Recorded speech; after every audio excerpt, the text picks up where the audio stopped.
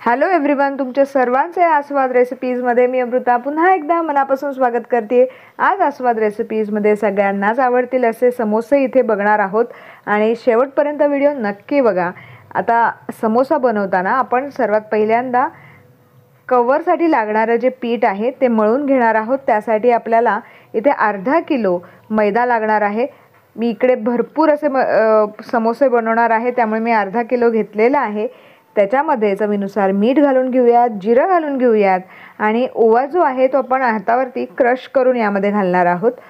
आणि त्याच्यानंतर आपल्याला या पिठामध्ये 2 चमचे साजूक तूपही ॲड करायचं आहे। आता साजूक तूप गरम न करताच रूम टेम्परेचरचं जे तूप आहे ते यामध्ये मी घालून घेतलेलं आहे।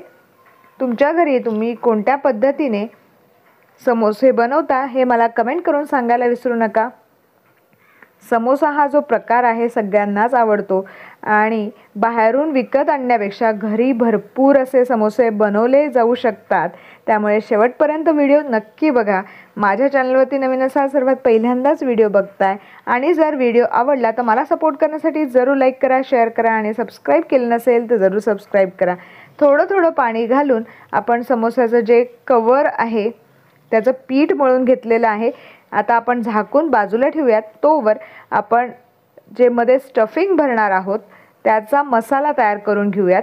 त्यासाठी मी इथे बडीशेप घेतला अर्धा चमचा, धनेही घेतलेले आहेत अर्धा चमचा, जिरं घेतलेलं आहे, त्याच्यानंतर सुक्या लाल मिरच्या 2 घेतलेल्या आहेत, थोडीशी कढीपत्त्याची पानं घेतलेली आहेत, 4 ते 5 लसणाच्या पाकळ्या घेऊयात आणि हे जे सर्व साहित्य आहे छान रोस्ट करून घेऊयात 3-4 मिनिटं। आणि 3-4 मिनिटांनंतर आपण मिक्सरला ह्याची कोर्स अशी पावडर तयार करून घेणार आहोत। आता ह्या ज्या लाल मिरच्या आहेत त्या खूप तिखट आहेत, त्यामुळे मी एकच मिरची वापरलेली आहे।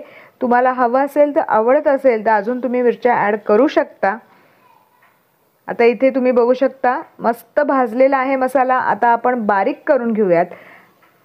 मसाला ही बारीक वाटून झालेला आहे। त्याच पॅनमध्ये आपण थोडंसं तेल घालून घेऊयात। तेल गरम झाल्यानंतर त्यामध्ये हा जो मसाला जो आहे वाटलेला तो आपण यामध्ये घालणार आहोत 1 चमचा आणि उकडलेले आपल्याला इथे वाटाणे घालायचे आहेत। आता हे जे स्टफिंग आहे ते मी थोडंसं डिफरंट केलेलं आहे, ते सगळ्यांनाच आवडेल, खूप टेस्टी बनतं, नक्की बनवून बघा। थोडीशी आपण इथे हळद घालणार आहोत आणि हिंगही यामध्ये ॲड करूयात। हे जे सर्व साहित्य आहे छान आपण 1-2 मिनिटं परतून घेणार आहोत आणि अशा पद्धतीने चमच्याच्याच मदतीने मॅशही करून घेणार आहोत। त्याच्यानंतर यामध्ये उकडलेले बटाटे घालून घ्यायचे आहेत। साधारण मीडियम आकाराचे 3 बटाटे मी यामध्ये ॲड केलेले आहेत।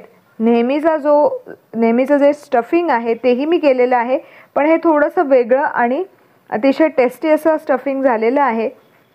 समोसा बनवायला घेऊयात। पीठही छान मुरलेलं आहे। अशा पद्धतीने आपण कोणाचा आकार देऊन घेणार आहोत।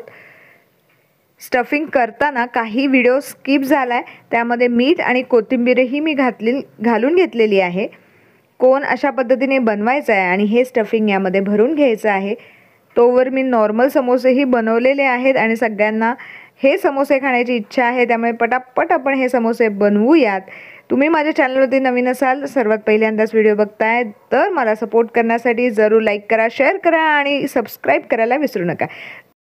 एका बाजूला माझ्या नंदेने भेळही बनवलेली आहे, त्याची टेस्ट करण्यासाठी मला करता वाढलेलं आहे।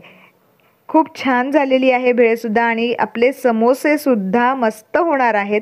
नक्की बनवून बघा, अगदी सोपे असतात बनवायला, पण अशा पद्धतीचे समोसे तुम्ही जर बनवले तर सगळ्यांना फार आवडतील।